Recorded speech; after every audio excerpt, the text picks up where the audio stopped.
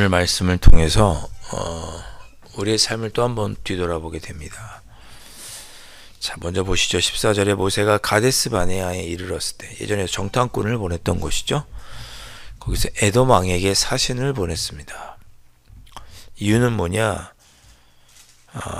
에돔 나라에 있는 길을 좀 이용하고 싶은 것입니다. 가나안 땅에 들어가려고 하는데 에돔 땅에 있는 길을 좀 이용해야지만 가나안 땅에 들어가기가 수월합니다. 그래서 그 길을 좀 지나가게 해달라 부탁한 거죠. 결과적으로 에돔 왕이 거절을 하지만 할 수 있는 부탁이라고 생각합니다. 우리도 어느 나라를 비행기 타고 간다고 하면 여러 나라를 하늘을 지나가야 되잖아요. 물론 여기는 하늘이 아니고 땅이지만, 그래서 가까이에 가려고 하면 그 나라를 좀 지나갈 수 있게 해달라. 특별히 14절에 보니까 그 나라가 에돔인데, 에돔은 이스라엘의 형제의 나라였습니다. 그렇죠. 야곱이 낳은 자녀들이 이스라엘 민족이잖아요. 야곱의 형이 누구입니까? 에서죠. 에서의 후손들이 이른 민족이, 나라가 에돔이죠. 그러니까 야곱의 후손들이 세운 나라 이스라엘과 야곱의 형인 에서의 후손들이 세운 에돔 나라는 사실은 어떻게 보면 뿌리는 형제지간인 거죠. 아버지는 똑같이 이삭이니까. 그렇죠? 그러니까 우리 형제 이스라엘을 좀 잘 봐주시오 라고 형제에 좀 호소하는 내용입니다. 자, 15절에 보시면 자기들이 당한 모든 고난에 대해서 이야기를 합니다. 15절에 우리 조상들이 애굽으로 내려갔으므로, 애굽으로 내려간 사람이 누구죠? 야곱과 그의 자손들이죠. 그러니까 당신의 나라 시조인 에서의 동생인 야곱의 가족들이 다 애굽으로 내려가서 그때부터 애굽에 오래 거주하였는데, 거기서 약 300만 명이나 이르렀다고 말씀드렸죠. 그렇게 인구가 늘어나는 동안 애굽 사람들이 우리 조상들과 우리를 학대했습니다. 잘 아시지 않습니까? 에돔 사람들한테 이야기를 하는 거죠. 우리 당신의 동생뻘 되는 우리가 애굽 땅에서 이런저런 고초를 겪은 걸 잘 아시지 않습니까?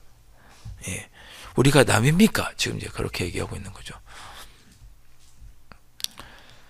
그리고 16절, 우리가 거기서 하나님께 부르짖었습니다. 그 부르짖는 소리가 하늘에 닿아서 하나님께서 우리를 애굽에서 인도하여 내셨고, 이제 우리가 당신의 변방 모퉁이 한 성읍 가네스에 있습니다. 이 가네스가 에돔과 다른 나라와의 경계 쪽에 있는 가장 끝 변방에 있는 지역이 가데스 바네아가 있습니다. 우리가 애굽 땅에서 고통을 당했고 힘들고 어려웠는데 우리의 부르짖음을 하나님께서 들으셨고 하나님께서 우리를 여기 인도하셔서 여기까지 왔습니다. 그러니까 우리가 지금 가나안 땅에 들어가려고 하는 것도 하나님의 뜻입니다. 그러니 길 좀 열어주십시오. 조용히 지나가기만 하겠습니다. 지금 그렇게 부탁을 하는 거야. 17절 청하건대, 청하건대 아주 정중하게 간절히 부탁을 하는 거죠. 우리에게 당신의 땅을 지나가게 하소서. 우리가 에돔 땅을 좀 지나가겠습니다. 다른 나라였으면 정복하고 지나가면 되잖아요. 그러지 않고 정중하게 부탁합니다. 우리에게 당신의 땅을 지나가게 하여 주십시오. 밭으로도 지나가지 않겠습니다. 다 길로만 가겠습니다.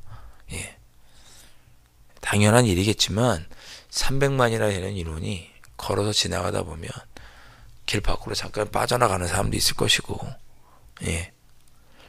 농사 짓고 있으면 양과 염소가 지나가다 농사한 거를 뜯어먹고 그럴 수도 있잖아요. 절대 그런 일이 없게 하겠다고, 밭으로도 포도원으로 지나가지 않고 우물물도 마시지 않겠다고 부탁을 합니다. 왕의 그 큰 길로만, 이 길을 가리켜서 왕의 대로라고 하죠. 에돔부터 모압, 암몬을 가로지르는 큰 길입니다. 저 위에 다메섹까지 이르는 큰 길이어서 당시에 가장 큰 무역로였고 많은 사람들이 다니는 그런 큰 길이 바로 이 왕의 큰 길, 왕의 대로입니다. 우리가 그 길만 좀 사용하겠으니 좀 가게 해달라 부탁을 하는 거죠. 왜 이 길로 가게 해달라고 부탁을 했느냐? 17절에 있는 표현대로 그 길에 물이 있었기 때문입니다. 예. 이 길은 많은 사람들이 다니는 무역로, 저 북쪽 다메섹까지, 이스라엘 위에 한참 위인 지금의 시리아 땅인 다메섹까지 갈 수 있는 큰 무역로였기 때문에 사람들이 다니고 숙박시설도 있고 무엇보다 물이 있었어요. 그러니까 이스라엘 백성들이 물을 마시지 않겠다고 표현을 했지만 남쪽과 위쪽으로 하는 그 길을 좀 이용했으면 좋겠습니다 라고 부탁을 한 이유는 그 길이 움직이기가 가장 편한, 이동하기 가장 편한 길이었기 때문입니다. 그렇게 간절히 부탁을 했더니 뭐라고 말하느냐? 18절에 에돔 왕이 거절하죠. 예, 너는 우리 가운데로 지나가지 못할 것이다. 예, 모세가 보낸 사신의 이야기를 듣고 18절에 거절을 합니다. 내가 칼을 들고 나와서 너를 싸울 것이다. 그러니 지나가지 못한다. 내가 우리 길로 들어오면 너랑 싸울 것 같다. 싸우겠다. 라고 의지를 밝히죠. 그러니까 19절에서 모세가 다시 한번 또 제안을 합니다. 우리가 그 길을 가게 해 주십시오. 지나가겠고 우리가 빈손으로 지나가지 않고 돈을 지불하겠습니다. 무료로 지나가지 않고 통행세를 내겠습니다. 물을 마시면 그 값을 내겠다. 라고 말합니다. 아무 일도 없을 것이다. 그렇게 19절에 이야기하죠. 뭐 훔치거나 어디 가거나 아무 일도 없을 것입니다. 이런 거 보면 에돔 왕이 좀 이해가 되기도 합니다. 300만이나 되는 사람, 군인만 60만 명이 넘죠. 그 사람들이 이렇게 자기 나라로 우르르 지나가면 혹시나 자기들을 정복하지 않을까, 자기 백성들을 해롭게 하지 않을까, 왕의 입장에서는 걱정도 되겠죠. 그렇지 않나요? 왕이 그냥 혼자 결정했겠어요? 신하들이랑 상의했겠죠. 사신이 이런 부탁을 하는데 우리가 어떻게 하면 좋겠느냐.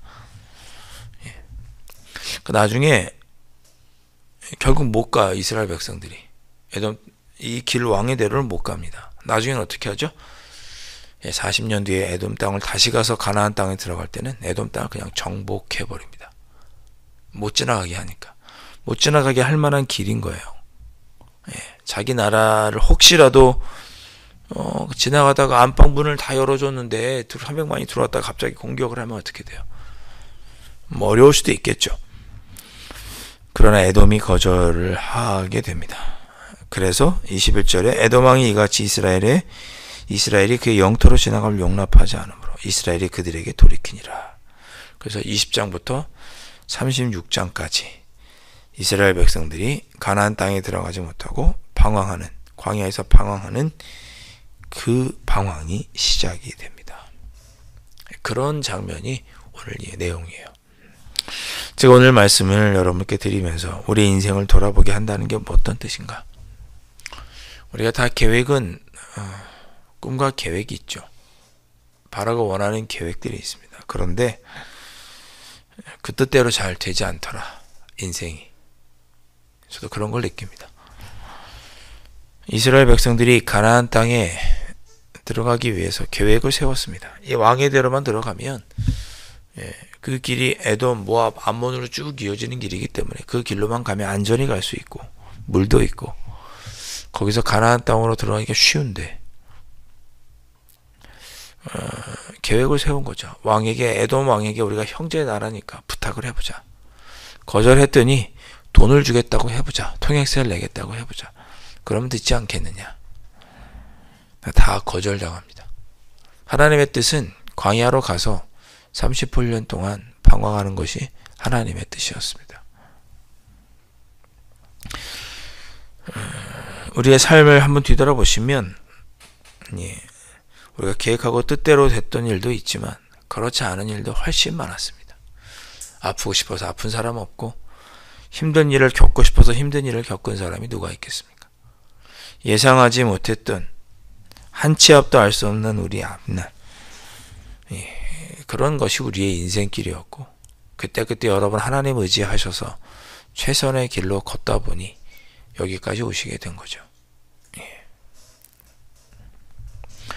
그저 우리가 인생길을 뒤돌아보면 그때그때 하나님의 계획하심을 믿고 하나님께서 선한 길로 인도하여 주실 줄로 믿고 그때그때 최선을 다해서 하루하루를 견디며 나왔던 것이 오늘에 이르는 것입니다.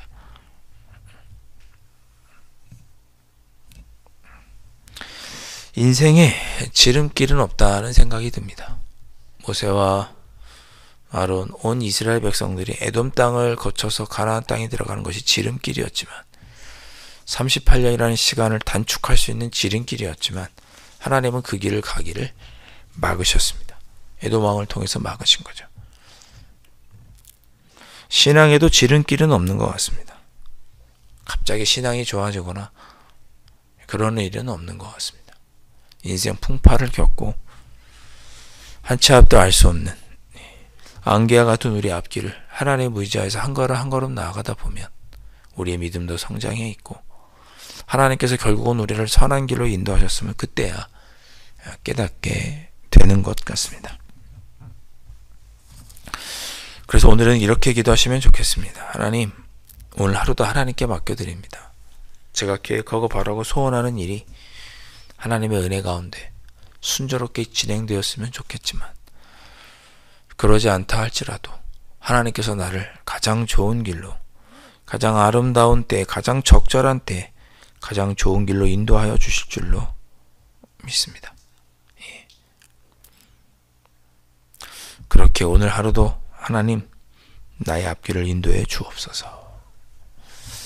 내가 계획한 대로 잘 되지 않아도 너무 낙심하지 않게 하시고 하나님의 뜻이 있을 줄로 믿고 하나님께 맡기고 감사하면서 하나님을 의지하면서 보내는 하루가 되게 해 주옵소서.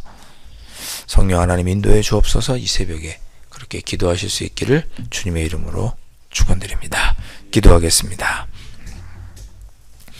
좋으신 아버지 하나님, 오늘 이스라엘 백성들이 했던 그 모습이 꼭 나의 모습인 것 같아 아버지 하나님 다시 한번 우리의 삶을 뒤돌아보게 됩니다. 계획하고 바라는 일, 빨리 갈 수 있는 일, 시간을 단축할 수 있는 일, 그렇게 많은 것들을 계획하나 그러나 결국 그 길을 걷게 하시고 이루시는 것은 하나님의 뜻과 섭리 안에 있음을 오늘 다시 한번 깨닫게 됩니다. 하나님, 오늘 하루를 하나님께 맡겨드립니다. 하나님께서 하나님의 뜻과 섭리 가운데 오늘도 저희를 선한 길로 인도하여 주실 줄로 믿습니다. 그 하나님 바라보면서 오늘 하루도 견디고 한 걸음 더 나아가고 그래서 하나님의 뜻 가운데 한 걸음 더 우리의 삶이 아름답게 이루어지는 복된 하루를 살아가는 우리 모두가 될 수 있도록 성령 하나님 인도하여 주옵소서. 예수님의 이름으로 간절히 기도하옵나이다. 아멘. 하늘에 계신 우리 아버지, 아버지의 이름을 거룩하게 하시며 아버지의 나라가 오게 하시며 아버지의 뜻이 하늘에서와 같이 땅에서도 이루어지게 하소서. 오늘 우리에게 일용할 양식을 주시고 우리가 우리에게 잘못한 사람을 용서하여 준 것 같이 우리 죄를 용서하여 주시고 우리를 시험에 빠지지 않게 하시고 악에서 구하소서. 나라와 권능과 영광이 영원히 아버지의 것입니다. 아멘.